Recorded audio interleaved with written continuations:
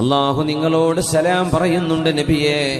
വയുഖ്രിഉ ഖദീജതസ്സലാം, ഖദീജ ബീവിയോടും അല്ലാഹു സലാം അറിയിച്ചിട്ടുണ്ട് നബിയേ. ഖദീജയോട് സലാം പറയണം. അല്ലാഹു ബീവിയോട് അസ്സലാമു അലൈക്കും എന്ന് പറയുന്നുണ്ട്. ബീവി വരുന്നുണ്ട് നബിയെ, കൈകളിൽ ഭക്ഷണവുമായിട്ട്, അങ്ങേക്ക് കുടിക്കാനുള്ള പാനീയവുമായിട്ട്. ബീവി റളിയല്ലാഹു അൻഹ വരുമ്പോൾ അവരോട് പറഞ്ഞു കൊടുക്കണം, വബശ്ശിർഹാ ബിബൈതിൻ ഫിൽ ജന്നതി മിൻ ഖസബിൻ ലാ നസബ ഫീഹാ വലാ സഖബ്.